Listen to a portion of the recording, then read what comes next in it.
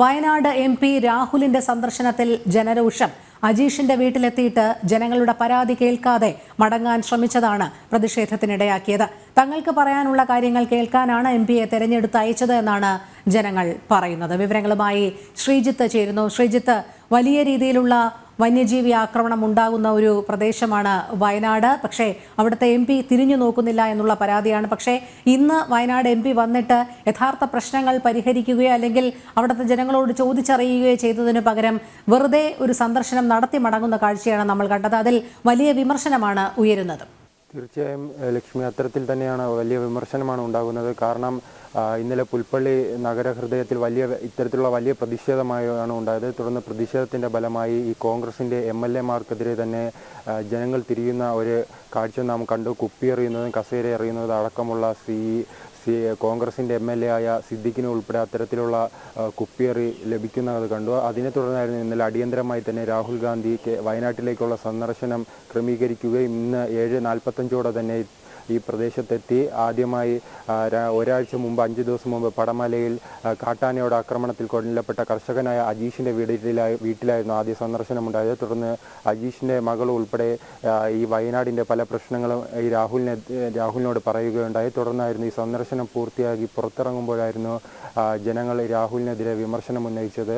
രാഹുലിന് ഈ വയനാടിനെ കുറിച്ച് പ്രത്യേകിച്ച് ധാരണയില്ലെന്നും ഈ ഭൂപ്രകൃതിയുമായി ബന്ധപ്പെട്ട വന്യജീവി ശല്യവുമായി ബന്ധപ്പെട്ട സംഭവങ്ങളെക്കുറിച്ച് കൃത്യമായ ധാരണയില്ലാത്ത MP-യാണ് രാഹുലെന്നും ഇതിനൊന്നും ശാശ്വത പരിഹാരം കണ്ടെത്താൻ MP-യെ കൊണ്ട് കഴിഞ്ഞിട്ടില്ലെന്നും തരത്തിലുള്ള വലിയ വിമർശനമുണ്ടായി. തുടർന്നായിരുന്നു മറ്റൊരു വീടായ സമീപത്തെ തന്നെ 2 ദിവസം മുൻപ് മരിച്ച പോളിൻ്റെ വീട്ടിലെത്തി.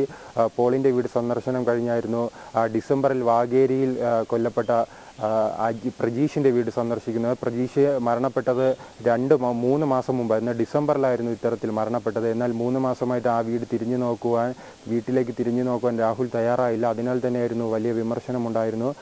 രാഹുലിനോട് ഈ പ്രജീഷിൻ്റെ സഹോദരൻ ആ പ്രദേശത്തെ വലിയ ബുദ്ധിമുട്ടുകളും ഗതാഗതവുമായി ബന്ധപ്പെട്ട്, റോഡുമായി ബന്ധപ്പെട്ട്, ആരോഗ്യ മേഖലയുമായി ബന്ധപ്പെട്ട്, അതേപോലെ വന്യജീവി ശല്യവുമായി ബന്ധപ്പെട്ട് ഉള്ള എല്ലാ കാര്യങ്ങളും വ്യക്തമാക്കി കൊടുത്തു. എന്നാൽ ഇതിനൊന്നും ഈ 4 വർഷമായി MP-ക്ക് ഇതിനെ പരിഹരിക്കുന്ന രീതിയിൽ നടപടി സ്വീകരിക്കുവാൻ കഴിഞ്ഞിട്ടില്ല. ശ്രീജിത്ത്, എന്തായാലും ജനങ്ങളുടെ ഭാഗത്തു നിന്നും വലിയ രീതിയിലുള്ള വിമർശനം ഉയരുന്നുണ്ട്. കാരണം ഈ ജനപ്രതിനിധികൾ ഇത്തരത്തിൽ എത്തുന്നത് വെറും പ്രഹസനമാണ്. ശാശ്വതമായ ഒരു പരിഹാരം കാണാൻ ഇതുവരെ ആരും ശ്രമിക്കുന്നില്ല എന്നതാണ് കക്ഷി രാഷ്ട്രീയ ഭേദമന്യേ അവിടുത്തെ പരിസരവാസികൾ തന്നെ ആരോപിക്കുന്നത്. വോട്ട് ബാങ്ക് മാത്രമാണ് ഇവരുടെ ലക്ഷ്യം, അതിനായി മാത്രമാണ് സന്ദർശനം നടത്തുന്നത് എന്നുള്ള ആരോപണം കൂടി അവർ ഉയർത്തുന്നുണ്ട്. തീർച്ചയായും അത്തരത്തിൽ വലിയ വിമർശനത്തിൻ്റെ ഫലമായിരുന്നു ഇന്നലെ പുൽപ്പള്ളി നഗരത്തിൽ ആയിരക്കണക്കിന് പേർ എത്തി ഇത്തരത്തിലുള്ള വലിയ പ്രതിഷേധമുണ്ടായത്. അതിൻ്റെ തുടർച്ചയായി തന്നെ ജനങ്ങൾ വലിയ അമർഷത്തിലാണ്. കാരണം ഇത്തരത്തിൽ വീണ്ടും ഇന്നലെ രാത്രിയും ഈ മേഖലയിൽ വന്യജീവി ശല്യം ഉണ്ടായിരുന്നു. അത്തരത്തിൽ നിരന്തര വന്യജീവി ശല്യം ഉണ്ടാകുന്നതിനാൽ തന്നെ അതിൽ പരിഹരിക്കാനുള്ള ഒരു ബാധ്യത ഈ രാഹുൽ MP-ക്കുമുണ്ട്. എന്നാൽ അതിലൊന്നും പങ്കെടുക്കാതെ രാഹുൽ ഈ വയനാട് സന്ദർശിക്കാതെ ഇന്ത്യയിലെ മറ്റ് സംസ്ഥാനങ്ങളിൽ കറങ്ങി നടക്കുന്നു എന്ന രീതിയിലാണ് നാട്ടുകാർ വിമർശനം ഉന്നയിക്കുന്നത്.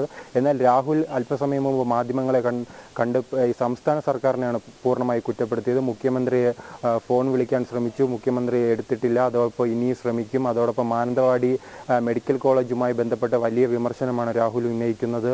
അത് സർക്കാരിൻ്റെ വീഴ്ചയാണ്. ആ മെഡിക്കൽ കോളേജുമായി ബന്ധപ്പെട്ട് പല അടിസ്ഥാന സൗകര്യങ്ങളുടെ പ്രശ്നങ്ങൾ ഉൾപ്പെടെയുണ്ട്. അതൊന്ന് പരിഹരിക്കാൻ കേരള സർക്കാർ തയ്യാറായിട്ടില്ല.